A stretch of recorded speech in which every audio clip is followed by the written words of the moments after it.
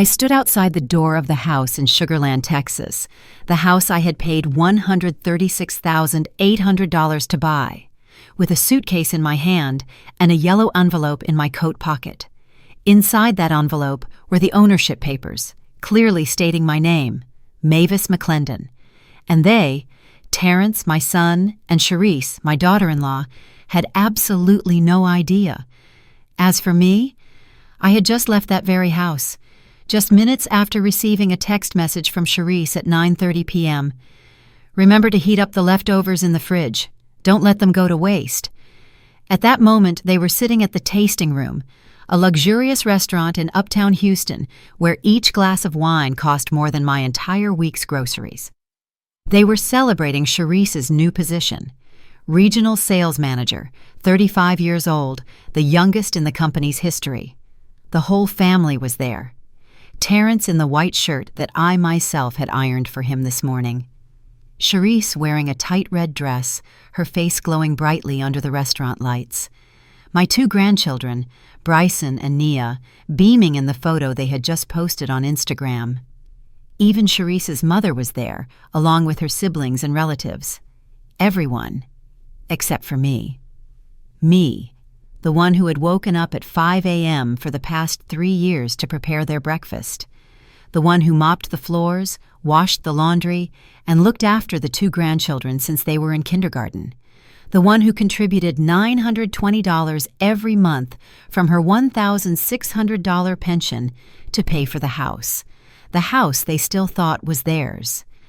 I looked down at the cold instant noodle bowl on the table, $2 for 3 packets, then read Charisse's text for the third time. It wasn't the content that hurt me. It was the tone, that commanding, condescending tone, as if I were just an unpaid housekeeper, as if I were invisible. At that moment, something inside my chest broke. Not a loud crashing break, but like a porcelain cup gently falling to the floor. No one hears the sound until it has shattered into 100 pieces. I did not cry. I did not scream. I did not break anything. I simply stood up, with strange calmness. I walked into my room, opened the closet, and took out the suitcase. Because what they didn't know, what the entire family raising a toast with $320 a bottle wine couldn't imagine, was that I had been preparing for this moment for 6 months. I have the paperwork. I have the evidence. I have 17 audio recordings of things Charisse said when she thought I wasn't listening. And most importantly, I have the deed to this house. That night, when they returned with drunken laughter and the arrogance of wine, what they would find behind that door would make both of them tremble with fear. But to understand why I did it, you need to know how I got here. How a 68-year-old woman who had dedicated her life to her family ended up being treated like an unpaid servant in the very house she paid for. And if you want to know what happened next, subscribe to this channel right now, because what is coming will change the way you view kinship, filial piety, and the boundary between love and sacrifice.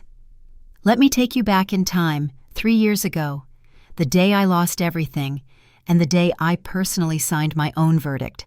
When my husband passed away, I thought the worst pain of my life was over. But I was wrong, terribly wrong. 3 years and 4 months ago, I buried my husband, Marcus McClendon, at Paradise North Cemetery in Houston.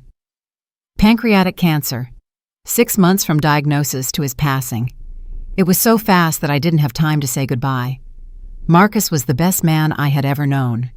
For 42 years together, we built a small home in 3rd Ward, the neighborhood where my grandparents had lived since the 1920s. A 2-story house made of wood painted creamy white, with a wide porch where Marcus often sat drinking his Sunday morning coffee, a backyard where Terrence learned to ride his bike, and a small kitchen where I cooked gumbo for the whole neighborhood every Christmas. Every corner of the house held a memory. I still remember the day Terrence, at age 5, fell down the stairs, his shirt soaked with blood. Marcus carried him and ran to the car, shouting my name as he ran. When the doctor stitched 3 stitches on our son's forehead, Marcus held my hand and whispered, "Our boy will be fine. He is strong," and he was. I remember the night of Terrence's college graduation. Marcus clapped until his palms were red, his eyes teary as he said, "See, honey? We did the right thing." We had worked 2 jobs simultaneously, making sacrifices so our son wouldn't have student loans. But it was worth it. And I remember the last night. Marcus lay on the bed placed in the middle of the living room because he no longer had the strength to climb the stairs. His body was so thin, only skin and bones. He held my hand, his voice hoarse. "Mavis, don't let anyone ever make you feel unimportant. Terrence is a good man, but he is weak. You have to be strong for him." I nodded, choking up with the promise. And at 3:17 a.m. the next morning, when Marcus closed his eyes, I knew half of my soul went with him. 2 weeks after the funeral, the house felt too big, too empty. I still brewed the coffee the way he liked it, strong, with a touch of cinnamon, then sat and drank it alone. Every night, I slept on one side of the bed, leaving the other side empty, as if keeping it pristine would bring him back. Then Terrence visited, bringing Charisse. They had been married for 2 years at that point, along with the 2 children, 5-year-old Bryson and 3-year-old Naya. We sat around the kitchen table, the kitchen that contained a lifetime of memories. "Mom," Terrence said, his voice hesitant, "Charisse and I are looking for a house, but the prices in Sugarland are too high." Charisse nodded, her voice sweet yet calculating. "The down payment for the house is $68,000. We've only managed to save half of that." I immediately understood what they wanted. "How much do I need to contribute?" Terrence looked down at his coffee cup. "If you sell this house, you can live with us." "You won't be lonely anymore," Charisse added. "You can help us with the kids and we'll take care of you." "We're family, Mom." That word, family, resonated, making me soft. Marcus was gone. The old house was empty. And here was my son, reaching out, inviting his mother to live with them. At least that's what I thought. 3 weeks later, I sold the house in 3rd Ward, which contained 42 years of memories, for $120,000. I gave $68,000 to Terrence for the new house down payment, and the rest I put into savings, believing it would be my safety net. What I did not do, and regret to this day, was putting my name on the property deed. Terrence said, "This house belongs to the whole family, Mom." There's no need to complicate the paperwork, and I, foolishly, believed that family meant trust. The new house was in Telfair, Sugarland, a gated community with a man-made lake, 4 bedrooms, 3 bathrooms. Beautiful, modern, and cold. During the first few months, I woke up at 5 a.m., brewing coffee for Terrence, strong with a touch of cinnamon, just as Marcus liked.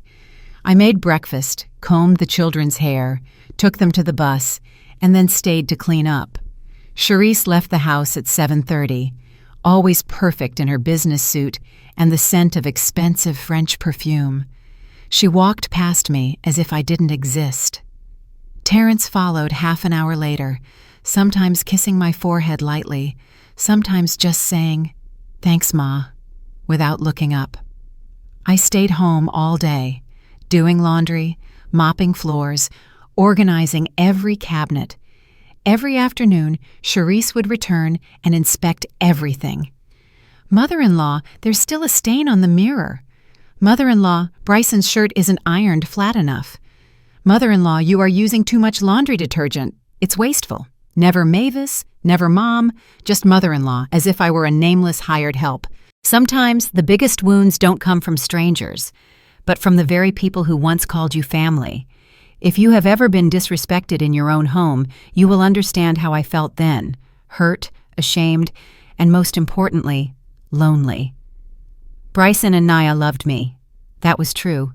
Bryson hugged me every time he came home from school. Naya slept with her head resting on my lap while listening to stories. But whenever Charisse saw this, her face would turn stone cold.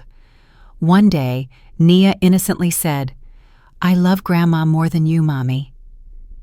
That night, an argument erupted in the master bedroom. "Your mother is spoiling my children, Terrence." She gives them everything. She's overindulging them. That's my mother, Charisse. Just leave her alone. Your mother? Or the maid who doesn't pay rent? Then silence.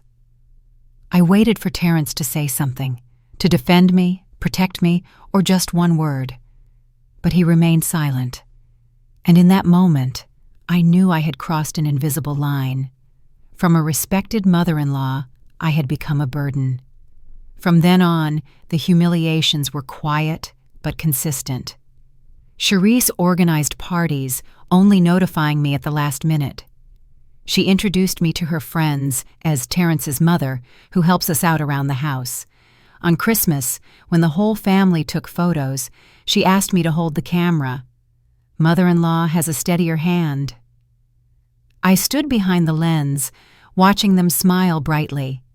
That photo was later hung in the living room, and I appeared nowhere in this house. I started to feel like a ghost, invisible, disposable at any moment. One night, I lay staring at the ceiling and remembered Marcus's words, "Don't let anyone ever make you feel unimportant." And I realized I had let them. I let Charisse condescend. I let Terrence remain silent. I allowed myself to be eroded little by little. With every breakfast, every load of laundry, every piece of criticism. I stayed because I was afraid of loneliness, afraid that if I spoke up, they would kick me out. But the next morning, as I stood in the kitchen at 5 a.m., I looked at the room through different eyes. This was no longer my home. This was where I worked, for free. And in my heart, a small thought began to sprout. What if I left? Then Bryson ran down the stairs, hugging me tight. "Morning, Grandma!" And I swallowed that thought again. Not today. Not yet. But from that moment, I began to prepare, silently. Because sometimes, love does not mean staying. Sometimes, it means knowing when to walk away. And that night in March, with the text about the leftovers, was when I decided to leave for good. To understand why a single text message about leftovers could break a 68-year-old woman, you need to clearly see the way I disappeared in the very house I paid for. It didn't happen overnight. It was like water eroding stone, drop by drop, day by day, until I suddenly looked back and realized I was standing at the bottom of a deep pit. The first month in Sugarland, everything was still smooth. Charisse still said, "Thank you, Mom," when I cooked dinner. Terrence sat drinking his Sunday morning coffee, asking a few casual questions. The children climbed onto my lap to hear stories. One morning, Charisse came down to the kitchen unusually early and saw me making Mickey-shaped pancakes for Nia. "You are so thoughtful, Mom," she said, her voice seemingly sincere. "We are lucky to have you." I felt warm inside. I thought, maybe things will be fine. Then Nia ran in, cheering, "Grandma is the best!" Charisse's face froze for a second. "I can do it too," she replied awkwardly. "You just haven't asked me to." A seed of jealousy had quickly fallen onto the ground. By March, the small changes became apparent. "Thank you" disappeared, replaced by a nod or silence. One afternoon, I cooked gumbo using our family recipe. The aroma filled the house. Charisse came home, opened the pot lid, and glanced quickly. "Mother-in-law made gumbo?" "Yes," I thought. "Next time, please remember to ask first." I planned to make steak. It's such a waste. I stood there, a soup spoon in my hand. "I'm sorry, I didn't know you had a plan." "It's okay." But this is my kitchen, not our kitchen, my kitchen. That evening, the whole family still ate the gumbo. Terrence complimented it, and the children asked for seconds. Charisse, however, ate only a few bites and went upstairs. By June, the house rules were established. Unspoken, but understood by everyone. I wasn't to use the living room when guests were present. I was not to enter the master bedroom unless called, and if Charisse was home, I needed permission to open the refrigerator. One evening, I turned on the TV to watch the news on the single armchair in the corner. Charisse came down, looked at the clock. "I have a show at 8. It was 7:45. I turned off the TV and quietly went upstairs. That night I cried for the first time in this house, crying softly so no one would hear. November 14th, my 68th birthday. I didn't ask for anything grand, just hoped for a greeting. That morning, I still woke up at 5, cooked breakfast. Terrence kissed my forehead. "Morning, Ma." That was it. Charisse drank her coffee, eyes glued to her phone. "Mother-in-law, remember to buy milk." The whole day was silent. In the evening, I opened Facebook. Friends, former students sent congratulations. Inside this house, not a single word. At 8, Bryson ran in and hugged me tight. "Happy birthday, Grandma. I forgot." My tears rolled down onto my grandson's curly hair. Behind Bryson, Charisse stood in the doorway, her face pale. She had forgotten.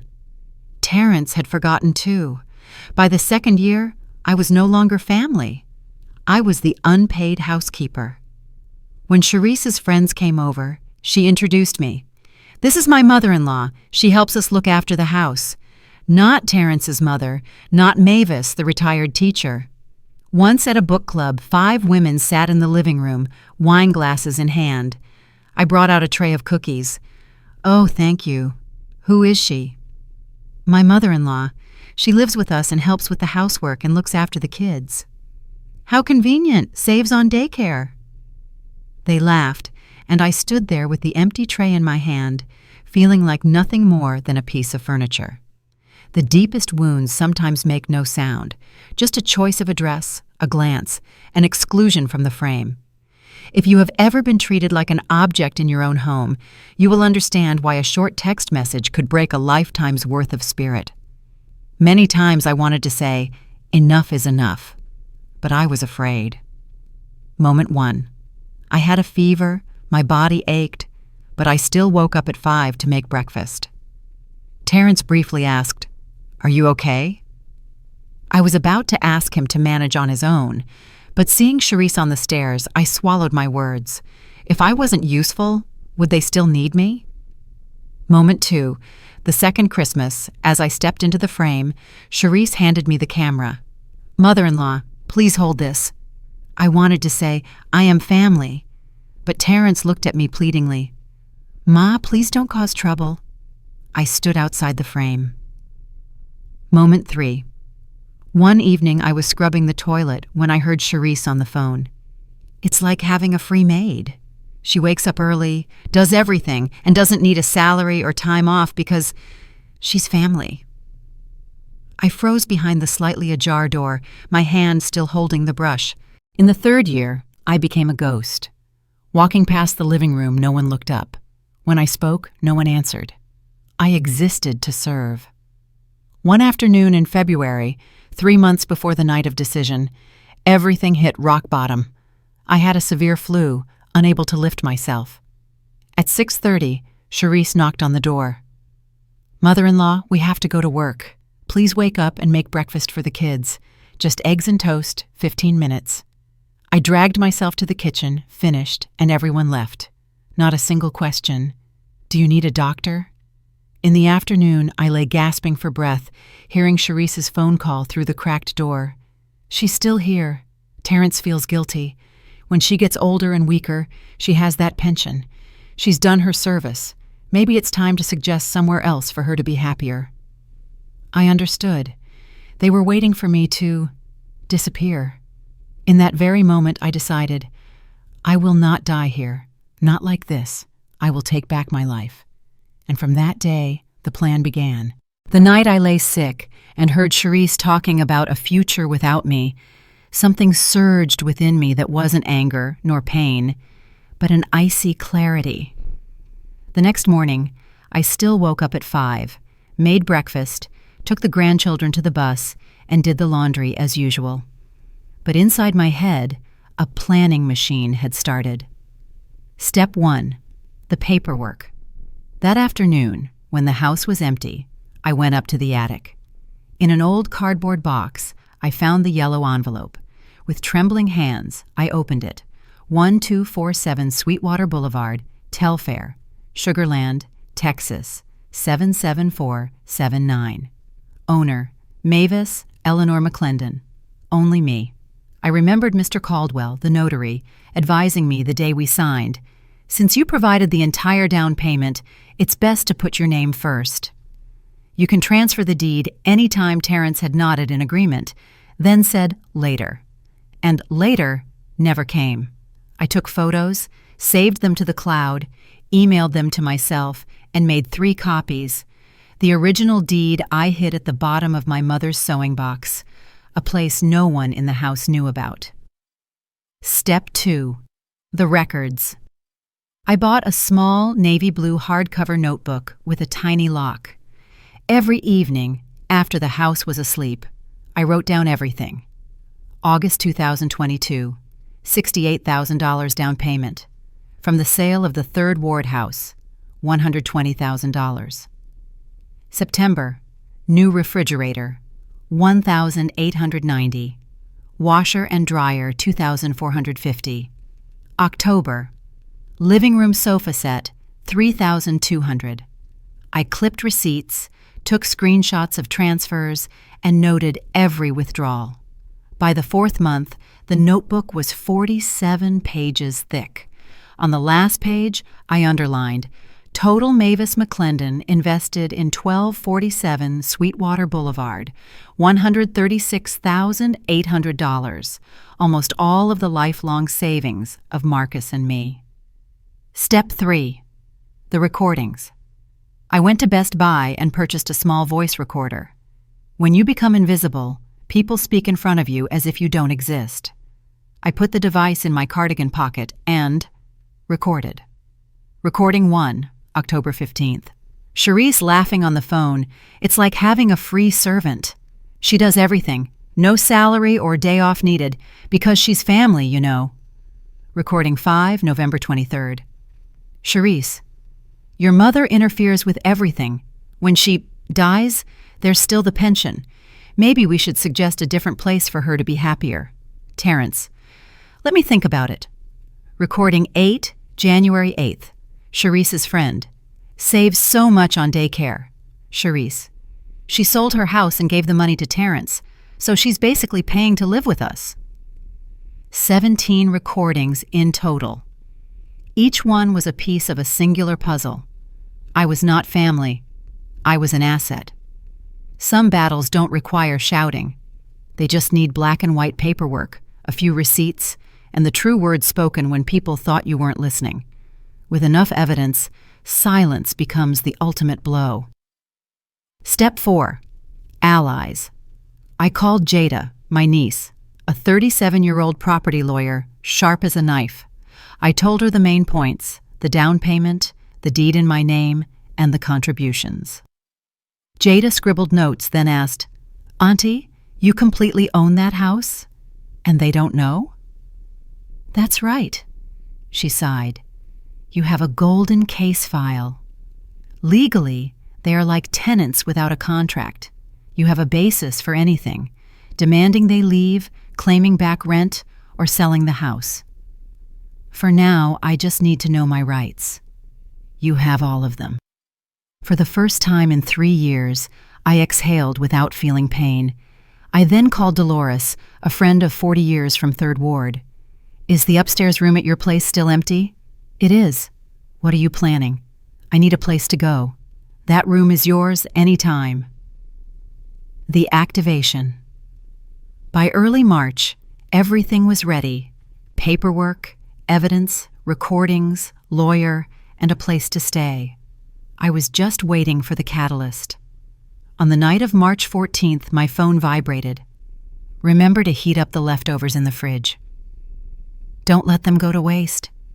I looked at the cold bowl of instant noodles on the table, and I knew the time had come. 9:47 p.m. Charisse's text message was still lit on the screen. "Remember to heat up the leftovers in the fridge. Don't let them go to waste." I typed exactly 2 words, "Okay." Then I switched the phone to silent mode. I stood up, leaving the bowl of soup on the table, the spoon still carrying a hint of warmth. I went upstairs. In the room, I pulled out the old suitcase, the one Marcus and I had taken to Galveston for our last trip before he passed. The hotel tag was still on the corner. I paused. This couldn't be an impulsive outburst that I would apologize for and return from a week later. This time had to be definitive, calculated, and just. I moved the shoeboxes behind the cabinet and retrieved my mother's sewing box, the items I had hidden for 6 months.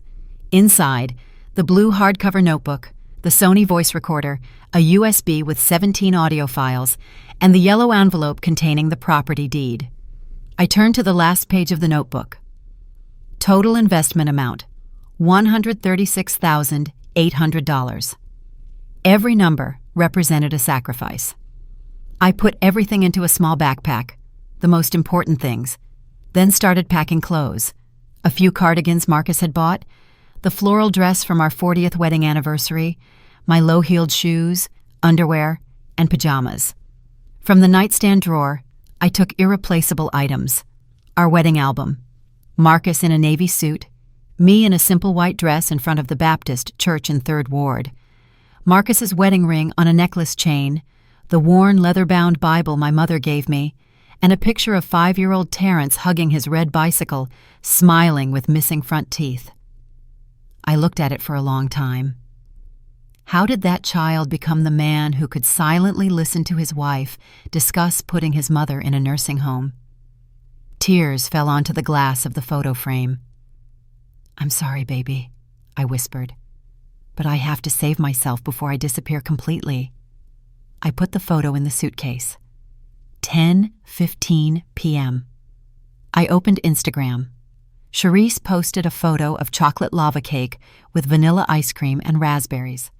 Caption, "Perfect ending to a perfect night." They wouldn't be back for a while. I had time. I took out a pen and paper. My hand trembled, not from fear, but because after 3 years, I was finally speaking the truth. Terrence. For the past 3 years, I have lived in this house as an invisible housekeeper, cooking, cleaning, caring for the grandchildren, paying bills, and swallowing humiliation in silence.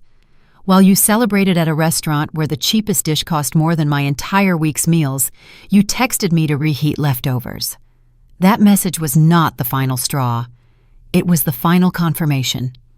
In your eyes, I am no longer mom. I am the help. I have made a decision. I will no longer be a ghost. The paperwork is on your nightstand. Read it carefully. We will meet, with lawyers. I have loved you all my life, but love does not mean letting you trample on me. Ma. I folded the letter and placed it on Terrence's pillow. Inside the yellow envelope, I included a small piece of paper. This house is in my name, from beginning to end. I have evidence for every single dollar, $136,800. Meet me at the notary's office. I placed the envelope right on the nightstand, impossible to miss. I dragged the suitcase downstairs. I paused at the front door, looking back one last time. The $3,200 sofa I bought, the $1,890 refrigerator, the walls I had painted, the hardwood floors I had mopped thousands of times. I wasn't sad. I felt free. I locked the door from the outside, taking the key with me for the first time in 3 years. Finally, I remembered. This is my house. Around the corner, I called an Uber. I didn't want the car to park right in front of the door. 8 minutes later, a gray Camry pulled up. The driver was a black man about 50, with graying hair and a kind smile. "Evening, ma'am. Need help with the suitcase?" "Thank you." He lifted the suitcase gently. A stranger was treating me with more respect than my own family. "Where are we going tonight?"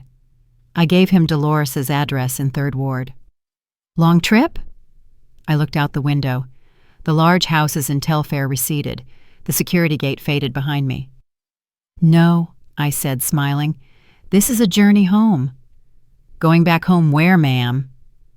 "Going back to myself." They will turn on the lights in a house they thought was theirs, walk through the silent hallway, open my room door, empty. On Terrence's nightstand is the evidence. On the pillow is the farewell. From that moment, the story no longer belonged to them. The car left Sugarland for Third Ward. I pictured the scene to come. They return late, cheeks flushed from wine, turn on the light and call for me, only to be met with silence. They rush upstairs, find the envelope, read the letter, and understand. I leaned my head against the seat, taking a light breath. Tonight, I will sleep soundly for the first time in 3 years at Dolores's house, because I have finally reclaimed my voice. Tomorrow, the legal battle begins, but tonight is for me, to celebrate that the invisible housekeeper has finally awakened, and she has claws. 11:03 p.m., the car stopped in front of the 2-story wooden house on Dowling Street. The porch light was still on. Dolores stood at the door. "Mavis!" Her voice was worried yet warm. I stepped onto the familiar threshold of 40 years. Dolores hugged me tight. I broke into tears, not of sadness, but relief. I had come home, not a home of brick and mortar, but back to myself. I was not there when they returned. 3 days later, Bryson came to Dolores's house, his eyes red-rimmed, recounting every detail. Let me recreate that night using the words of my 9-year-old grandson, the child honest enough to speak the truth. 1:23 a.m. Terrence's Honda Pilot drove through the Telfair gate. The guard waved. Music in the car was loud. Laughter was boisterous. Charisse was slightly drunk. 3 glasses of red wine, 2 glasses of champagne, plus a shot of tequila. Terrence wasn't sober either. 2 double whiskeys and a few beers. The 2 children were fast asleep in the back seat. The car parked. Charisse stumbled in her high heels. Terrence caught her, teasing her. "Regional manager," he whispered, kissing his wife's neck. "And you are husband of the year," she laughed, holding tightly onto his arm. They walked up the porch. Terrence fumbled with the key, clumsily sticking it into the lock. "Shh," Charisse chuckled softly. "Don't wake your mother." "Let her sleep," Terrence replied. "She deserves a rest after watching the house all evening." The door opened. It was pitch black inside, save for the second-floor hallway light, which I always left on so they wouldn't trip. "Ma!" Terrence called, his voice still slurred with alcohol. "We're home!" Silence. Charisse flipped the living room light switch, and they saw. The living room was different, not empty, but missing familiar things. The Persian rug my mother bought years ago, gone. The hand-embroidered pillows, not there. The Galveston landscape paintings Marcus gave me for every anniversary, taken down. "What is this?" Charisse frowned. "Did your mother clean up?" Terrence turned on the kitchen light. The Italian coffee maker was gone. The set of porcelain cups I collected, missing. The apron that always hung next to the refrigerator, also gone. "Ma!" he called louder, then rushed upstairs. My room door was ajar. Terrence pushed it open, turning on the light. The bed was neatly made, but empty. The closet only held cold, empty hangers. The nightstand was clean, with no books, reading glasses, or rosary beads. It was as if I had never been there. Terrence hurried to the bathroom. Toothbrush, comb, the cheap rosewater lotion, all gone. He turned back and saw it. On the pillow where he usually slept, a folded letter. With shaking hands, he opened the letter. Charisse leaned over to read it. Bryson recounted. His dad's face went from confused to disbelieving, then to horror. "What does it say?" Charisse pressed. "Did your mother leave?" Terrence didn't answer. He had seen the yellow envelope placed on the nightstand. He tore it open, pulling out the property deed. On it, the notary's ink was clear. Mavis Eleanor McClendon. "No, it can't be," he whispered. Charisse snatched it, reading once, then again. Her face was chalk white. This can't be real." "The house is in Mom's name," Terrence said, his voice hollow. "From the beginning." She picked up the small accompanying note. $136,800. Specifically, you said you paid the down payment. It was Mom. Terrence slumped into a chair. Mom sold her old house, put down $68,000. It was all her money. We never signed the transfer papers. The silence was thick. Bryson woke up from the shouting. From the stairs, he saw his mother screaming in the living room and his father clutching his head. Impossible! 3 years living here. This is my house, Charisse hissed. No, Terrence replied, exhausted. This is Mom's house. Legally, it always has been. Then tell her to let us stay. She's your mother. She has a responsibility. Responsibility? Terrence looked up, his eyes red. What about our responsibility? To respect her? Not to leave her home eating leftovers while we burn $300 on wine? I didn't mean... That reheat leftovers text was humiliating. For the first time in 3 years, my son was siding with his mother's honor. You humiliated my mother. And I let it happen. Terrence left the room, hugged Bryson, and cried. The boy told me this. Daddy ruined everything, he said to his son. Daddy lost Grandma because Daddy was too foolish. That night, no one slept in the house they thought was theirs, the house that had always been mine. They walked through the newly exposed voids, seeing the void of kindness for the first time.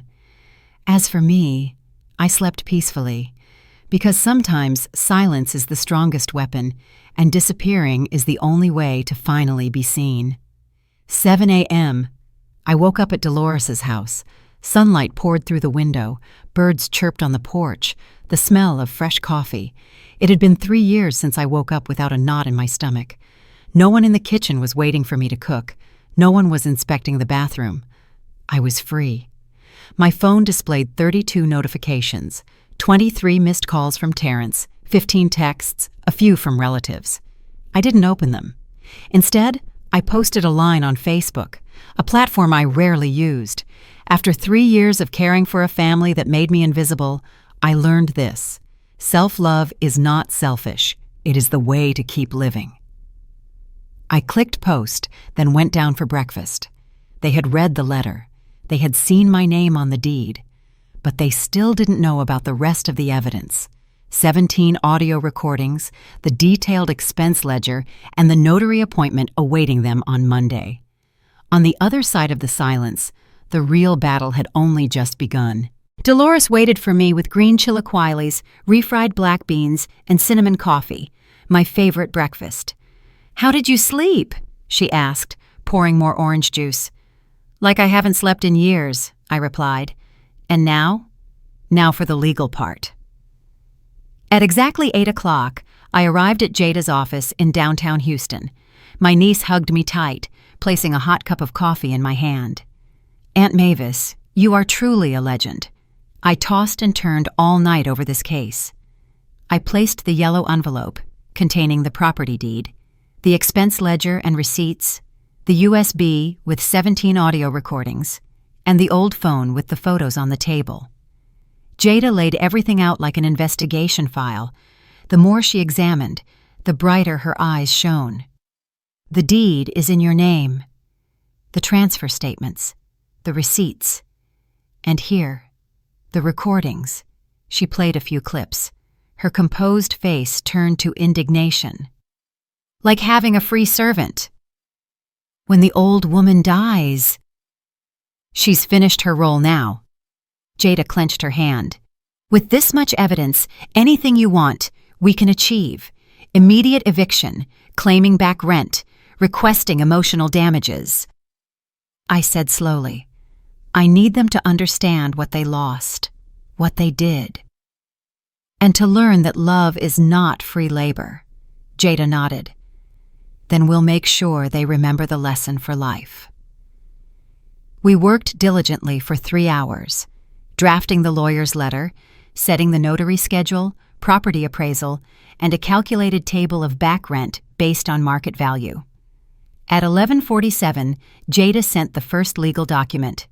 To Terrence Marcus McClendon and Charisse Denise McClendon, Establishment of ownership and occupancy rights required to appear at the office of Notary Otis Caldwell, Fort Bend County Courthouse, Richmond, at 10:00 a.m. Monday, March 18th, with valid identification. Legal owner, Mavis McClendon. Counsel, Jada McClendon Rose, Esquire. My phone vibrated incessantly. Around noon, I opened Terrence's messages. "Ma, please talk. I didn't know the house was still in your name. We weren't trying to be disrespectful. Bryson is crying. Nia doesn't understand." Charisse also texted, her tone shifting from commanding to pleading. "If you were upset about the text last night, I apologize. Can we talk civilized?" I didn't reply. I opened Facebook. My brief post from this morning had hundreds of interactions, nearly 200 comments. Old neighbors, book club friends, former students. Everyone shared their stories, living with their children, being treated as free caregivers, losing their house, losing money, losing their dignity. My small post became a place where repressed voices could finally breathe. At 3 p.m., Susan, my sister, called, "Mavis, what's going on?" Terrence called me, crying. He said, "You left the house. I left my own house, where I was being treated like a servant." "But that's your son. That's family." Family does not humiliate. Family does not turn you invisible. I told her everything. When I stopped, Susan was crying. "I thought you were fine." "Turns out you were just silent." "Silence is not happiness," I said. At 5 p.m., my brother-in-law left a message for Terrence, which Terrence later let me hear. "Nephew, you messed up badly. Your mother is a woman of dignity, and you treated her like a doormat. Learn the lesson. Face the consequences." At 7 p.m., Dolores received a call from an old neighbor in 3rd Ward. "Miss Mavis, the whole neighborhood knows what happened. You did the right thing. I saw you taking out the trash, washing the car, grocery shopping for them every day. No one ever thanked you." "How does the whole neighborhood know?" "Charisse went to the supermarket this afternoon, eyes swollen, and ran into Mrs. Carmela. She told her everything, even blaming you. And Mrs. Carmela told her straight, 'You are the homeowner. You have every right to leave.' Others spoke even more harshly. Charisse ran back home. For the first time in 3 years, the neighbors, the ones who had been silent, spoke up. That night, before sleeping, I checked Facebook again. Interactions had soared, hundreds of new comments, 23 private messages from strangers. "Because of you, I have the courage to move out of my daughter's house. I've been taking care of my grandkids for free for 5 years. Tomorrow, I'm going to set boundaries." It turned out my revenge wasn't just personal. It was a collective voice. At 11 p.m., Terrence texted, "Ma, we received the notice. Please don't do this. We are family." For the first time in 48 hours, I replied, "Family is built on respect, not just blood." See you Monday morning at the Fort Bend Courthouse. Then I turned off my phone. The storm had passed, but the real thunder was just beginning. They thought they had hit rock bottom when they saw my name on the deed. They didn't know. The back rent calculation, the detailed receipts, the 17 audio recordings, and an unexpected witness who would appear at the notary on Monday morning. The question was no longer who owns the house, but who still deserved to be in this story. Sunday was the longest day of my life, and what happened on that day would determine, would a family be mended, or would the cracks be so deep that only goodbye was left? Sunday, 9 a.m. Dolores and I sat on the porch, sipping coffee, watching the cars drive down Dowling Street. 3rd Ward had its own Sunday morning rhythm. Church bells rang out, the scent of bacon wafted from kitchens, and children's voices filled the air. This was home, where I grew up, where I belonged. "Mavis, are you sure about all of this?" Dolores asked softly. "More sure than anything I've been in the past 3 years. But they are family. Terrence is your son, and that's why I have to do it. Not to punish, but to teach a lesson." 9:17, the silver Honda Pilot stopped at the gate. Terrence. He got out of the car, haggard, dark circles under his eyes. His wrinkled shirt looked as if he hadn't changed since Friday night. He rang the bell. Dolores glanced at me. "Do you want me to tell him you're not here?" "No, let him in." In the small living room, Dolores sat nearby, almost like a silent guard. Terrence awkwardly rubbed his face, biting his lip. Finally he spoke. "Ma, I didn't know the house was still in your name." "You did know." He looked up, confused. "For the first 6 months, every 2 weeks I reminded you, 'Son, we need to go to the notary for the transfer.' Do you remember what you said?" "Later, Ma. Busy moving." "Next week, Ma. No rush." "We're family, Ma." Then you stopped replying. I also stopped asking. A part of me understood. I needed that safety net to protect yourself from me. From the situation, I corrected. From the reality of becoming a servant in my own house. Terrence covered his face. "I never wanted you to feel that way." But I did feel that way. Every single day. For 3 years. Charisse is sometimes strict, but she's not bad. "Terrence," I cut him off. "Do you know how much money I put into that house?" He swallowed hard. "The paperwork says $136,800. "Correct. And where did that money come from?" "From the sale of the house in 3rd Ward. From the house your father and I lived in for 42 years. Where we raised you, hosted every birthday, where your father closed his eyes on my bed, his hand still holding mine." My voice caught. "I sold memories, Terrence. I sold the last piece of your father, for you." His tears fell heavily. "Ma, including the monthly housing payment, do you know how much I paid?" $480. "And the actual mortgage payment?" Suffocating silence.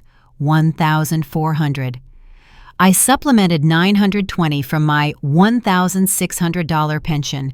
That means every month I was left with $680 for all personal expenses. While a bottle of Charisse's wine last night cost around $300, Terrence's face turned pale. I didn't know." "You didn't know because you didn't ask. You defaulted to Mom is fine." I went in and got my backpack, placing the blue hardcover notebook on the table. "Open it." He flipped through the pages, receipts neatly glued, transfer photos, handwritten notes. Refrigerator, $1,890. Washer and dryer, $2,450. Sofa set, $3,200. Bathroom renovation, $6,500. Living room TV, $2,200. By the total section, his voice was barely a whisper. More than $130,000. That's not including the labor for childcare, cooking 3 meals, cleaning, and laundry. If you convert that to an in-house housekeeper's salary, that's easily $40,000 more, I said evenly. Terrence closed the notebook, his hands shaking. "I don't have $130,000 to pay you back. I don't even have $20,000 saved. What do you want?" I took a deep breath. "I want you to understand what you lost. Not just a house or money. You lost your mother. You haven't lost me. I'm right here. When was the last time you asked if I was healthy? If my back hurt? If I missed your father? If I was lonely? When was the last time you hugged me without being perfunctory?"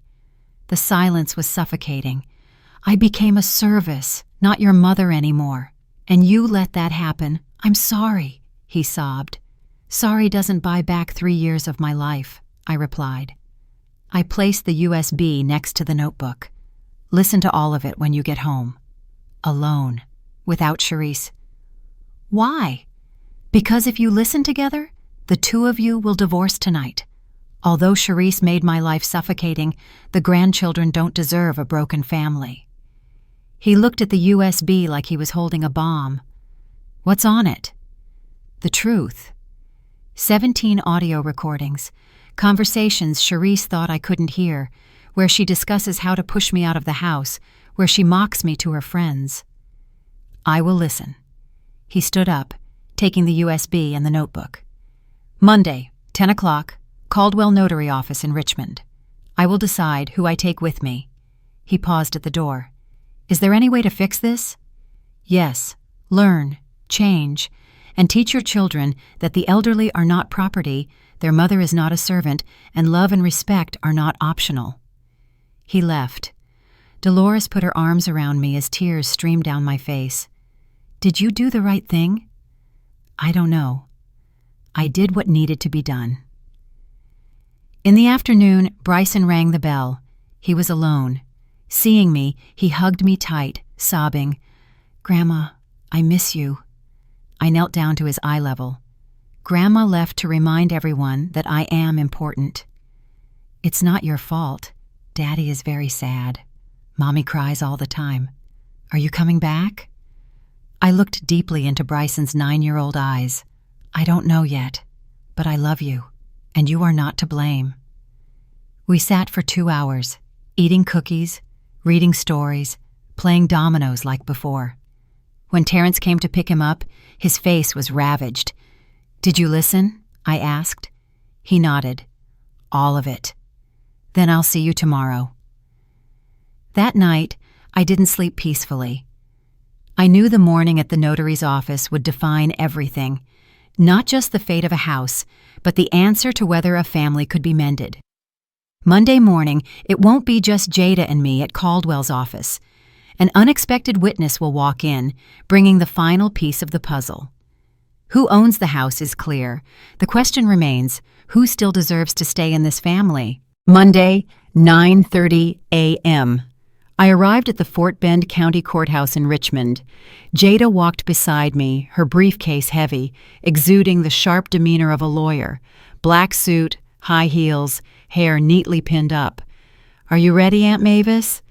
"Ready." Notary Otis Caldwell greeted us in a room with a high ceiling, dark mahogany wood, the smell of old books mixing with coffee. "Ms. Mavis," he hugged me like a father, "I'm sorry things have come to this." "Me too, Mr. Otis. But here we are, 9:52, footsteps echoed on the staircase. The door opened. Terrence entered first, wearing a gray suit, black tie, eyes sunken from lack of sleep. Behind him was Charisse, a discreet navy dress, low heels, light makeup, hair simply tied back. Her gaze avoided mine upon contact. Strangely, she looked smaller today. "Good morning." Terrence's voice was hoarse. "Good morning," I replied. They sat opposite us. Mr. Caldwell put on his glasses, opening the file. "We are here to resolve property ownership and occupancy. Miss Mavis is the legal owner of—" "We know," Charisse interrupted, her voice strained. Jada's smile closed. "You also know my client invested $136,800 into the house?" "Yes." "And you two have been living there for 3 years without any rental agreement?" Charisse gripped her hands tightly in her lap. "Yes." "And legally, we can proceed with immediate eviction, claiming back rent, and demanding emotional damages." At this, Charisse's eyes welled up. "Yes." We know the silence was palpable. Terrence cleared his throat. "Ma, I listened to all 17 audio recordings. 4 hours. Each clip broke me down a little more." He looked at me. "I didn't know. I truly didn't know what Charisse was saying about you behind your back, including trying to convince me to put you in a nursing home when you were no longer useful." Charisse burst into tears. Jada opened her laptop. "Would you like to hear the certified copies right here?" "No," Charisse hastily said. "I think it's necessary," Jada said calmly, "because besides the recordings, my client has statements from neighbors, screenshots of text messages, and a detailed record of emotional abuse and financial exploitation.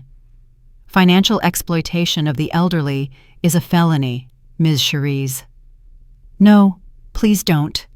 Charisse stood up abruptly, trembling. "Sit down," Terrence said concisely. Mr. Caldwell spoke slowly. "I've known Ms. Mavis for 30 years. She is a woman of honor, and you—" forgive me for being blunt, treated her like trash. I spoke up. Are you apologizing for humiliating me or apologizing for being caught? Charisse looked up, mascara streaking her cheeks. For both. I was cruel, treated you like a servant, and being exposed has made me see who I've become. She swallowed her tears. I grew up poor. My mother worked as a maid her whole life. When I finally climbed out, I became the exact type of person who used to look down on my own mother, and I took it out on you. I was afraid the children loved you more, afraid of being compared, so I pushed you down to feel superior. It wasn't until you left that I understood that was not my home, it was your home. Jada looked at me, waiting for the command to finish it, but there was something in that broken confession that made me pause. Does your mother know? I asked. Charisse shook her head. If she knew, my mother would disown me. She always taught me, treat your mother-in-law the way you want your own mother to be treated. Good, I said coldly. Too bad you didn't listen. Mr. Caldwell tapped his finger. Realistically, Ms. Mavis has 3 options. Jada spread out the documents. 1. Immediate eviction. 30 days to vacate. 2. Buy out the entirety. Pay $136,800 within 90 days to transfer the deed. 3. The option we propose, co-ownership division and communal agreement. Terrence frowned. What does that mean? I took a deep breath. Divide the ownership. 60% for me, 40% for you. Fully registered and notarized, Charisse was confused. 60-40? And where do you stay? I am not moving back. I will stay where I am now, but my portion comes with conditions. Jada presented another document.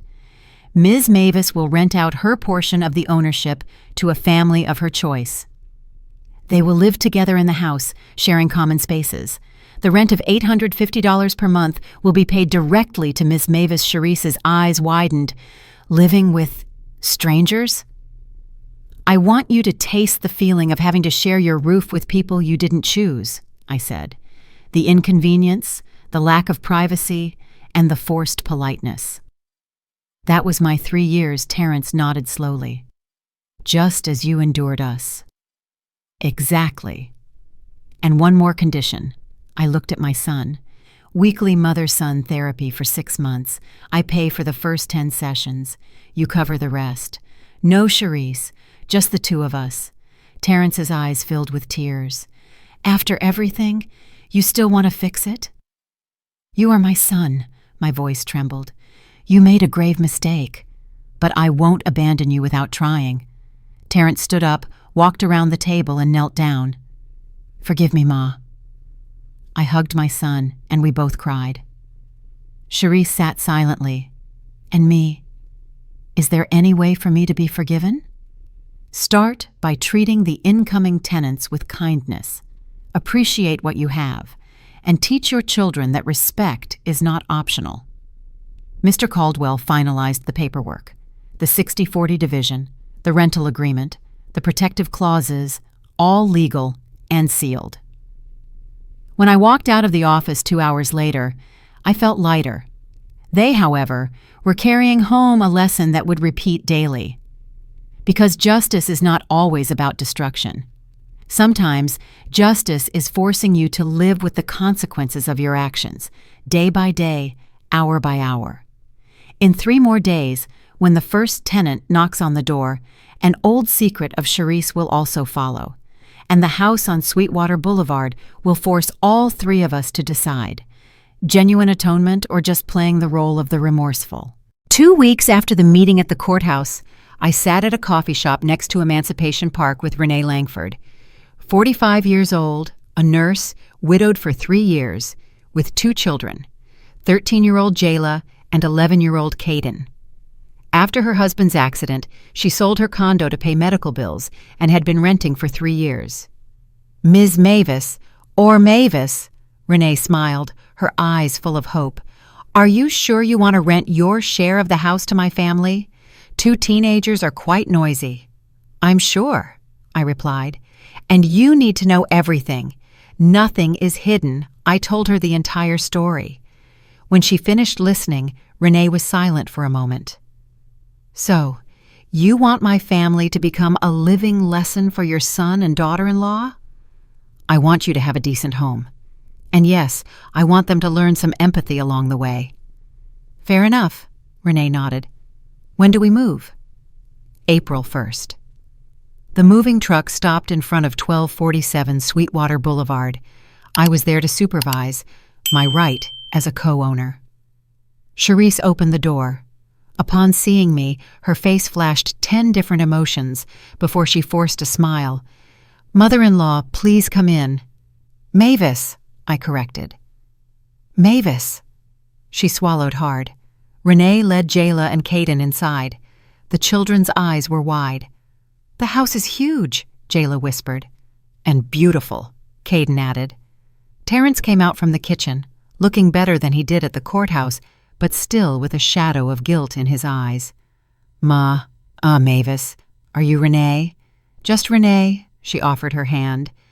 Thank you for letting my family stay. We didn't have a choice, Charisse muttered very softly. I glared, and she bit her lip. Sorry. Welcome home. I showed them the rooms as agreed. A large room for Renee. Jayla chose to share with Nia. The girl cheered. I always wanted a big sister. The common spaces were the kitchen, living room, and dining room, where everything would be most interesting. The first evening, Renee cooked chicken enchiladas with green sauce. The aroma filled the house. Charisse came downstairs looking slightly confused. What is that smell? Dinner, Renee said brightly. I made extra. Please join us. Everyone sat around the same table. Terrence, Charisse, Bryson, Nia, Renee, Jayla, Caden. The children became friends in half an hour. The adults were learning how to suppress their ego. Charisse ate little, silent. I, sitting at Dolores's house 2 miles away, imagined the scene and smiled. In the following weeks, Renee called me with updates. Yesterday, Charisse was annoyed that Caden used too much hot water for his shower. I gently reminded her, we pay rent on time. The right to hot water is fair. She blushed and fell silent. And Terrence? He is kind. On Saturday, he even played soccer with Caden and Bryson in the yard. I think he is learning. There were also tender moments. Jayla struggled with a math problem, and Charisse, an engineer, sat with her to tutor. Thank you, Ms. Charisse, Jayla smiled. I heard that Charisse cried afterward, the first sincere thank you she had received in months. One Sunday lunchtime, as I was about to step across the threshold of Sweetwater for the first time since the night I left, Renee whispered, Today. Charisse wants to speak with you privately. There's something you should hear from her yourself. I paused with my hand on the doorknob. The old house and a new test awaited. I entered. Everything was familiar yet strange. Jayla's drawings were taped to the refrigerator. Caden's bicycle was propped up on the porch. Laughter filled the room. Grandma! Nia rushed to hug me. Bryson followed. Renee pulled out a chair. Come in, Mavis. Your seat. Charisse stood in the kitchen, wiping her hands on an apron. Mavis, thank you for coming. The mole smells wonderful, I said. Renee taught me, she confessed. It's better than mine. 9 people gathered around the table. Caden joked. Jayla sang a school song. Bryson showed off his report card. Nia held up a drawing titled, New Big Family. Everyone was present, and I was in the middle, wearing a crown. Grandma is the queen, Nia giggled, because you made us all stay together. I burst into tears. Terrence held my hand. Thank you for not abandoning us. Thank you, I whispered, for finally seeing me. After the meal, Charisse asked me to the backyard, where I used to hang the laundry. I am in individual therapy, she said, her voice trembling. Working through my insecurity, my need for control. Renee taught me gratitude. She lost so much, yet still smiles. I have everything but never stopped complaining. I'm not asking for your forgiveness right away. I'm just asking for a chance to prove myself. Forgiveness, I said slowly, is not asked for. It is earned. Through action, through time. I understand. And I am willing to watch you try. But if you turn back and hurt anyone in this house again, the agreement ends. I understand. 6 months later, everything had noticeably changed. Terrence and I rebuilt a rhythm, meeting regularly, calling regularly, genuine questions, no formalities. Charisse remained driven, but she had learned restraint and gratitude. One day, she met me at the coffee shop. "Mavis, I have a proposal." She placed a stack of papers down. "I have saved, and the bank agreed. I want to buy back your 60% share over 5 years, paying $2,300 per month at a fair interest rate. It's all here." "Why?" I asked. "Because it's the right thing to do. This is your home, your sacrifice. We lived off your generosity for too long. I want to pay what we owe and sleep without guilt." I read the documents. The numbers were fair. "What about Renee and the children?" "We invited them to stay under a formal rental contract if you agree to sell. The rent is fair. The kids are too close now. And Renee, she is my friend. She is my outside conscience." I smiled. Agreed. I accept Charisse's side with relief. "Thank you for not destroying us when you could have. I gain nothing by destroying you. I gain when my family heals today. 1 year and 3 months after the night I pulled my suitcase away, I sit in a small apartment in downtown Houston. I'm 69 years old. I teach knitting at the community center on Tuesdays and Thursdays. I attend therapy monthly. I walk with Dolores every morning. Terrence visits every Sunday, sometimes with the grandchildren, sometimes alone, cooking with me in the kitchen, like when he was little. Charisse sometimes sends photos, new recipes, or a line saying, "I'm trying." Renee is a close friend. Jayla and Caden call me Aunt Mavis. And the $850 rent, plus the $2,300 monthly installment, give me independence and dignity. Did I get my family back? Not entirely. Scars remain. But I reclaimed something more important. Myself. My name, my voice, my right to be respected. And I learned, sometimes the most important love is not the love we give away, but the love we reserve for ourselves. The night I pulled my suitcase away from Sweetwater, I thought I had lost everything. It turned out that was the night I found myself again. Family is not just a house that shares the same address. Family is where you are seen and respected. If today's story resonated with you, remember this. Love is not silent suffering. Loving yourself is also a way to save the ones you love.